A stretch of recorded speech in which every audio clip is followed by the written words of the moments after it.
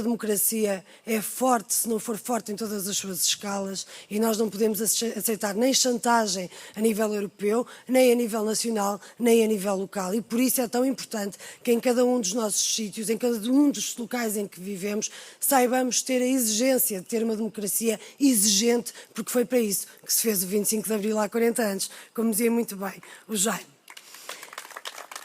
É aqui no Alentejo onde há menos trabalho, onde há menos oportunidades para tantos e tantos jovens que por cá vivem. A austeridade nos últimos 3 anos em Portugal traduziu-se em mais 500 mil desempregados. Traduziu-se em 1 milhão de pessoas que vivem muito perto da pobreza, se não mesmo em condição de pobreza. Aliás, se não fosse o Estado Social, seria 45% da população portuguesa que neste momento estaria em situação de pobreza.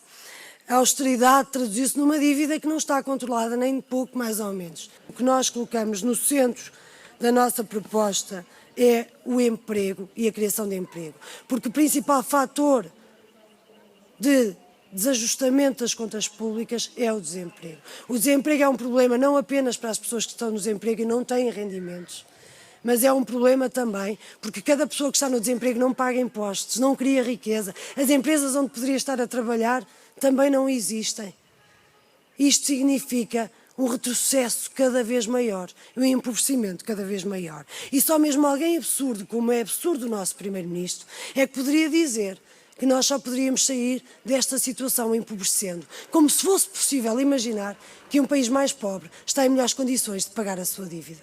Não existe, isso não existe. É feito à custa da nossa vida, é verdadeiramente à custa da nossa vida que tudo isto está a ser destruído. Portanto, o emprego tem que se colocar no centro da política, como Estado Social, como a dignidade, como o respeito, como humanidade. Quando nós falamos de 500 mil desempregados, nós não estamos a falar de um número, nós estamos a falar de pessoas concretas, que têm vidas, que têm família, que têm sonhos, como qualquer pessoa, não é um número numa folha de Excel. E precisamos, por isso, defender o emprego, os serviços públicos, o Estado Social, fazer escolhas. Não há dinheiro para tudo. Nós escolhemos a dignidade, o respeito, a democracia e o futuro. E isso implica necessariamente desobedecer. Desobedecer às instituições europeias, desobedecer à Europa da austeridade, desobedecer à senhora Merkel. Sim, a senhora Merkel precisa mesmo de ter quem lhe desobedeça, porque ela não representa nem o interesse da Alemanha, quanto mais o interesse da União Europeia.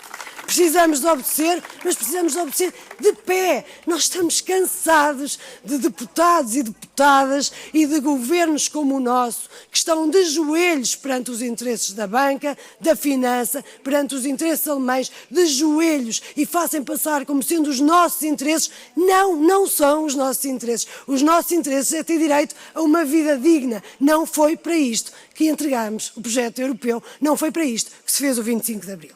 E, portanto, é desobedecer e desobedecer de pé.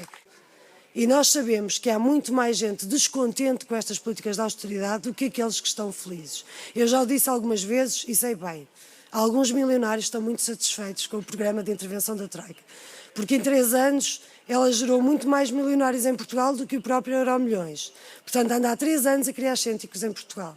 Mas a verdade é que no dia 25 de maio, o nosso voto vale tanto como o voto de Pedro Passos Coelho e do homem mais rico do país. É uma oportunidade que não podemos desperdiçar, porque se todos aqueles que foram afetados por esta crise, se todos aqueles que estão a pagar esta crise com as suas vidas e com a sua dignidade, se todos esses forem votar, podem crer, os poderosos vão tremer. Por isso, temos mesmo que ir no dia 25 de maio de pé.